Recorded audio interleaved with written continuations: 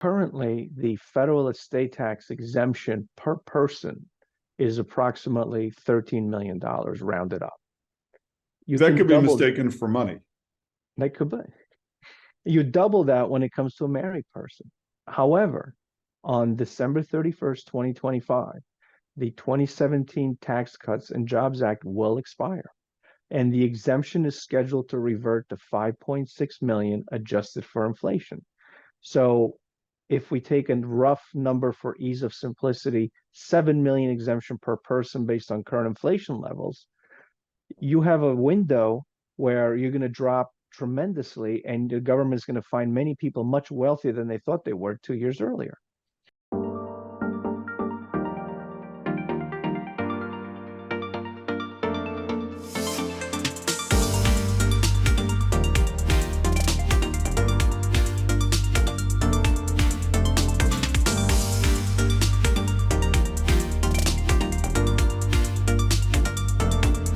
Hi, this is Dave Steinberg. Welcome to the Mortgages Made Easy podcast. We're joined today by my friend Michael Mirone. Michael is of counsel at the law firm of Connell Foley. He is a specialist in trust and estates and the planning that goes into life events. Michael, how did you get into trust and estates? So I've been doing this for 27 years, and I've always had an interest in tax. I went to Seton Hall for my law school, and I spoke with one of my favorite professors there, and she said, if you really want to do this type of work, you really need to go one more level up and get your master's in tax. So as I started working in the trust and estates field, I decided to be a glutton for pain and travel into the city every night for evening classes, and I eventually got my master's in tax from NYU. And I think it's a process that was really driven by my passion for, helping families, helping business owners minimize their tax exposure, keeping more money for the family rather than Uncle Sam and the various government and state agencies that want a piece of the pie. So it was, I wouldn't call it altruistic per se, but it was really driven by a passion of seeing how hard my family worked. My father was an entrepreneur, and how much was really going to, off the top to government coffers rather than to the family and to the employees and et cetera. So I started really focusing on tax, and then I sort of went into the trust and estates area because I really enjoyed working with families. I really enjoyed giving them the peace of mind of knowing, should something happen to me, if I become incapacitated, if I die, I work with the right people, my family will be taken care of. I have the right documents, I have the right planning, so now I can just go and enjoy my life and not worry about this stuff. Got it. And so, most people, when they think trust and estates, they think wills. But I bet it goes well beyond that. So how about explaining that a little bit? It's true. I mean, there's various levels of estate planning, and oftentimes people conflate estate planning with estate tax planning, which causes a lot of confusion. So everyone needs what I call estate planning, and that's a combination of having a conversation with a trust and estates attorney who can help evaluate your family situation, look at your balance sheet, understand your goals, objectives, and really design. The design and the architecture are really the key to a successful estate plan. And design what type of documents you need. How do you want to protect your family, your spouse, minimize the taxes, protect your children's inheritance from divorce and creditors? That's a really holistic conversation that's derived out by looking at the big picture, collaborating with a financial planner, collaborating with the accountant, collaborating with the insurance professional. So that is sort of how you start the process. And the drafting of documents is really a byproduct of that process. After you design, you come up with the architecture and you talk to clients. It's really a very holistic process, and you want to look at everything from tax returns, income tax exposure. Anyone who says, I just want you to draft XYZ will is sort of missing the bigger picture of the importance of planning, not just drafting. Anybody could draft documents, but you're hiring an advisor for their ability to design the proper plan for you. Right. What I would consider foundational documents, David, that every family should have, regardless of if they feel that they're wealthy or not. Foundational documents for every family who wants peace of mind should involve powers of attorney to allow someone to step into their shoes and take care of their finances if they become disabled. Hmm. living wills, healthcare directives. So there's no fighting among family members as to what medical decision is appropriate for mom and dad. Wills, sometimes they can be simple, sometimes they just take care of appointing guardians, proper executors, or wills with revocable trusts, which we do more often than not in my office, which really is a nice combination of protecting the estate and providing for a succession of, the family money going down the bloodline rather than just going outright to beneficiaries who could wind up dissipating it, losing it in a divorce, etc. So that's your basic foundational estate planning. It's really for everyone who wants to make sure that they've taken care of their loved ones.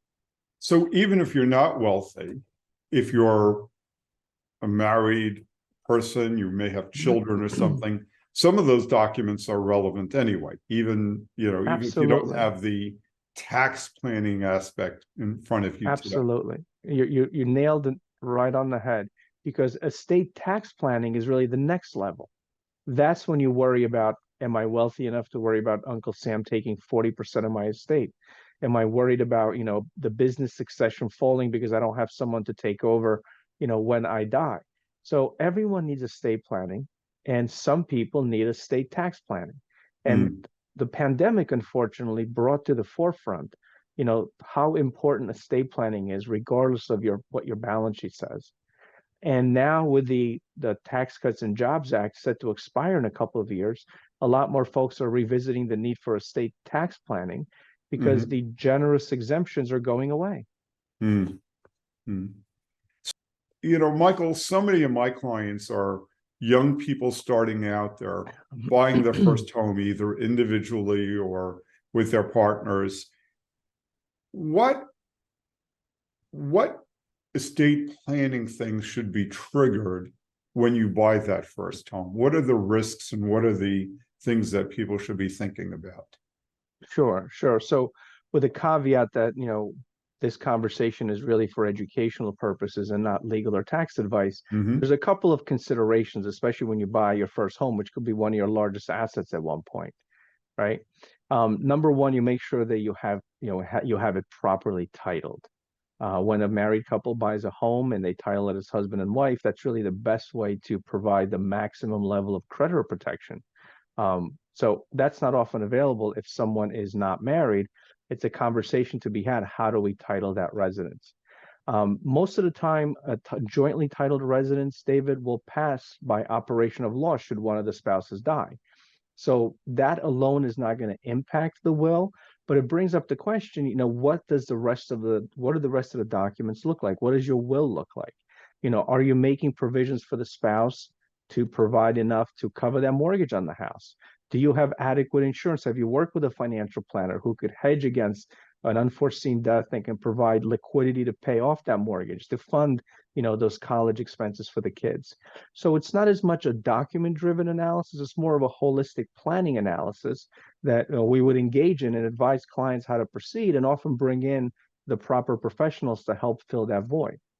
And I love that conversation because over the years, I've worked with partners who are um, maybe not married, and they don't necessarily want their share of the property to automatically flow to their partner. They may Mhm. have siblings, they may have other family members who they wish to inherit their part of the property. Sure, sure. Particularly if they're non-romantic partners who are buying it together. And so that Right. planning aspect becomes very important. It's really essential. You've touched on such an important issue because you have a couple of considerations that are so specific to that dynamic. Number one, in New Jersey, we still have what's called the inheritance tax. And believe me, the exemptions are not generous at all. We're talking $25,000 exemption from inheritance tax if you leave it to a sibling. So in your fact pattern, really consideration has to be given to how those assets will be divided. How will the survivor be impacted by having to be a joint tenant with someone else who may not have a relationship with? Who pays the inheritance taxes, right? If there's an inheritance tax triggered because you left your 50% of the house to your brother or to niece or nephew, someone who is subject to that type of tax, how does the tax get paid? Is there enough liquidity? So that's a much more in-depth conversation. I represent a decent amount of people who are in that situation. I represent a large number of same-sex partners who have exactly this type of dynamic that they're concerned about. And we just have to have the conversation to understand the goals, educate the client, and most importantly, draft the documents with that in mind. Interesting.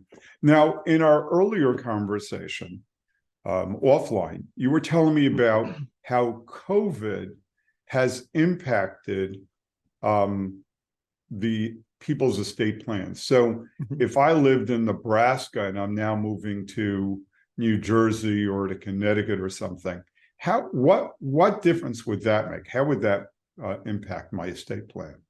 So there's a couple of things you'd have to consider at that point. Number one, different states have different rules, different statutory requirements for those documents to be valid. Your will may be not validly executed when it comes to New Jersey rules versus Nebraska rules. Although there's something in the law called reciprocity, for most clients, I would not want to rely on that. The first thing I would do is after I relocated and purchased my house, I would reach out to a qualified trust and estates professional. And the importance of using a specialist cannot be emphasized enough here. You must go to a specialist for this type of stuff. I have plenty of war stories and horror stories about clients using, the attorney who handled, driving a DWI or a real estate closing for their, blended family estate planning and the nightmare that resulted. So you would go to that specialist and you would really sit down and talk about what should my powers of attorney say. They're going to be different. They're New Jersey, they're statutory. You will need new documents. Same thing for the living wills. How do my wills work? Did I come from a community property state to a regular state? Nebraska is not, but other states are, Texas, Arizona, community property states, California. So the whole dynamic could change. Do you have a prenuptial agreement? Do you have to take into consideration how this property will be titled? So what the pandemic also did is it really opened up people's eyes to the importance of planning in general. And there's been heightened interest in doing just traditional planning to provide for your loved ones.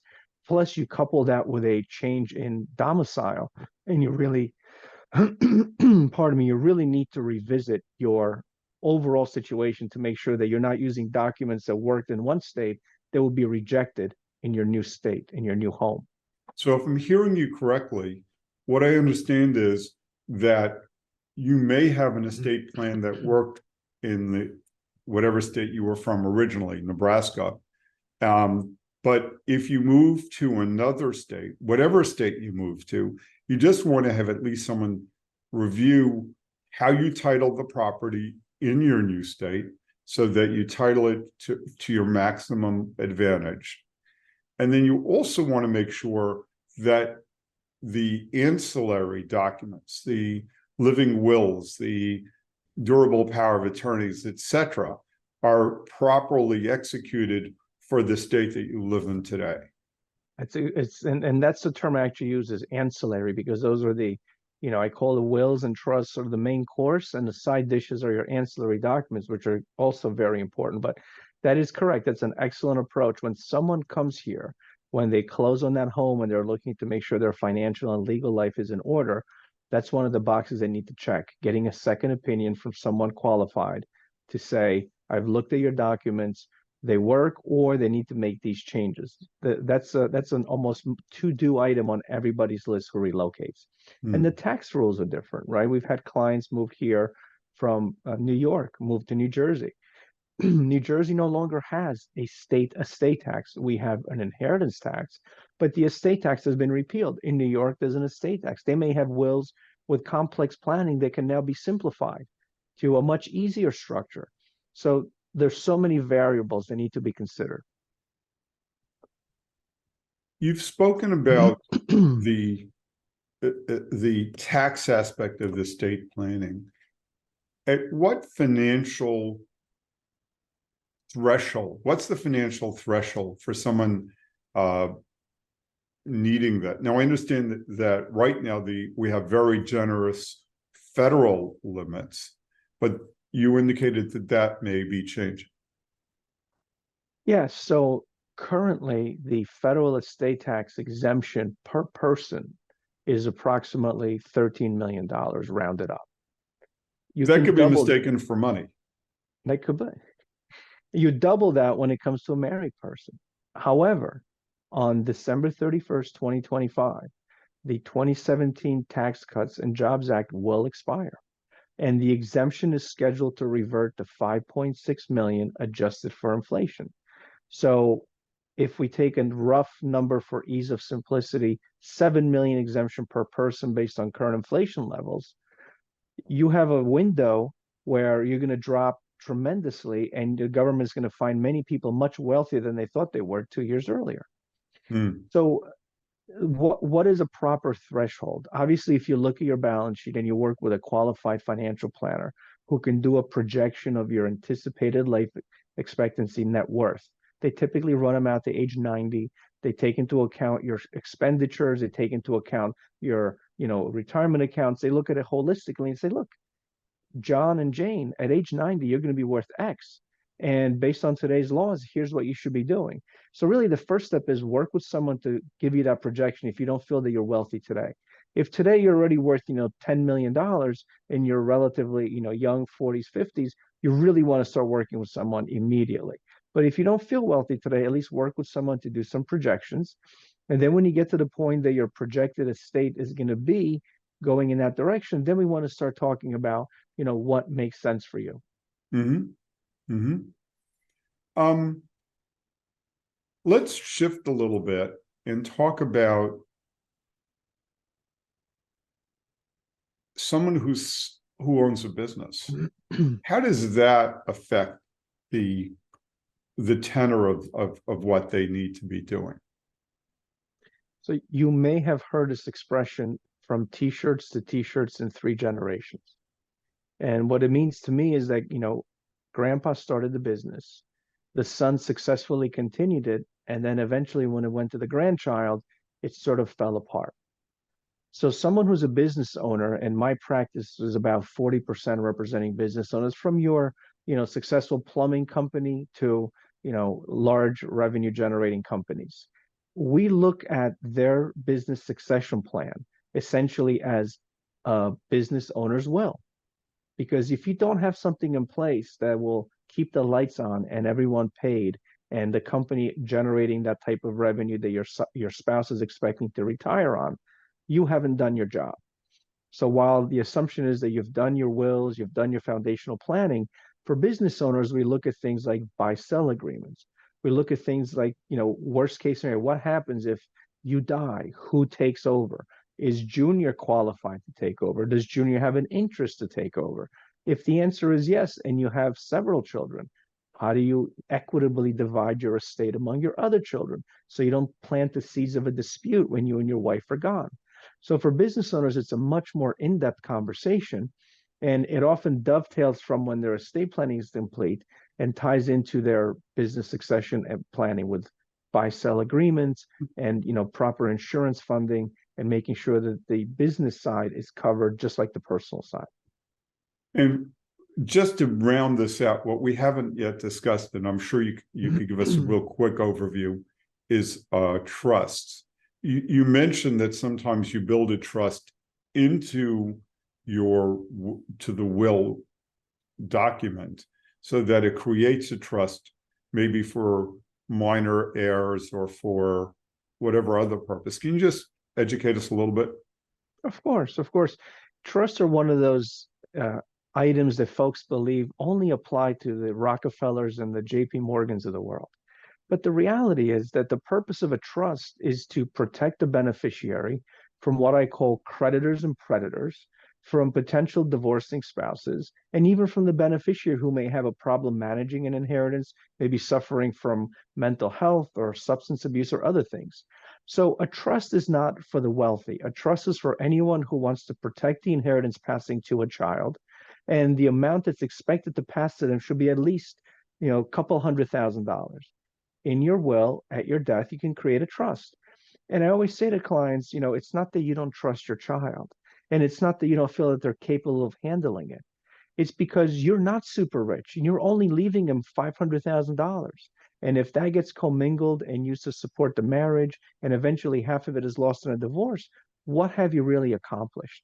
So trusts are for anyone who says, I want to make sure my child has a nest egg. I can have my child be the trustee so they can have a level of control over that money. But it's really not, you don't have to have a lot of zeros after the amount being put into that trust. And for most clients, it's set up at death. It's set up at the second death. There's an equitable division of assets, among children, and the assets are held in trust. And then the conversation becomes, do we keep it in trust for a long period of time? Do we keep it in trust until they reach a certain age? There's a whole bunch, there's different schools of thought on that. And that's what we talk to the clients. We spend a lot of time on the design and analysis before we even put any pen to paper with the documents. Makes sense. Shifting to back to real estate, we're finding, just today I had a call from a mutual friend of ours who had a client in their 50s, which is a little bit young for this, but they're running out of money. And we were talking about reverse mortgages. We find sometimes with people, this works great for people in their 70s and 80s who may own a home free and clear. What are your thoughts about reverse mortgages? I think that they are an exceptional tool in the right circumstances to protect the senior who is real estate wealthy, but cash poor. They're healthy. They don't expect to move out and go into a nursing home. And they just need that source of liquidity to keep them in the house so they can enjoy their sunset years. So, working with a professional such as yourself that can assess the situation and come up with a suitable solution is a no-brainer for a family with an elderly parent with that type of profile. Typically, clients don't come to me for the financial analysis on the reverse mortgages. They'll bounce the idea off of me. And I find myself to be, supportive once I speak with the person that's proposing it. I understand that they're doing it properly. And, it's an excellent tool for that cash poor senior citizen. I love your terminology. So let's dig deeper. When you say that they're doing it properly, in your mind, what are you looking for? If you had a client and I was going to propose a reverse mortgage for that client, what would it mean to be doing it properly? Well, you obviously want to work with a team that has the right moral compass. I surround myself with professionals who have their clients' best interests at heart. So that's what comes first. And if the advisor can provide the proper analysis, they can sit down with the family, explain the pros and cons, show them the illustrations, give them some options in terms of, how this can be financed. That type of professional who digs into details and it provides full disclosure to the clients, of all the pros and cons, that to me is someone who did their job, and the client should be able to understand the benefits of moving forward with that type of person. Yeah. So often when you have this, you have conflict in families where you might have some children who are very successful and they really don't need mom and dad's money, and then you have other siblings who are counting their eggs already, and that becomes a real challenge. And I like the way that you put it. Ultimately, what we're trying to do, you and I, is put the needs of the parents as paramount so that they're protected and they can live a life of dignity. And hopefully you'll do it in a way where the other, the interested parties, the children, etc., the heirs will have something to inherit. But the paramount concern is often the parents. That's right. And I've often said to my clients, it's nice that you're planning to provide for your children and you're structuring your estate and affairs in such a way to create an inheritance. But, my number one priority is to make sure that you are okay. And then they can have an inheritance. It's really not, we don't want to impoverish our clients. We don't want to burden them financially so that their children can live a better life. Their time will come. Great. Michael, this has been a real pleasure. Are there any other areas that you'd like to discuss? Is there anything else you'd like to pick up on? Well, I very much appreciate the opportunity, and it's nice to work with a seasoned professional such as yourself in this area. I think what I would say is that, anyone who you work with that is coming to New Jersey, that is looking for advice, who has some thought of, I want to have my financial and legal life in order, let's have a conversation about their personal situation, their estate planning, and, let's see what we can do to help them. Fantastic. This has been a real pleasure. Michael Mirone is a expert estate planning attorney. He is someone who comes highly, highly recommended. We have friends in common, and he's a professional of the highest order. Michael, thank you so much for joining us on the Mortgages Made Easy podcast, and thank you for taking the time to educate me and our listeners. Thank you. Thank you for having me. Have a great day.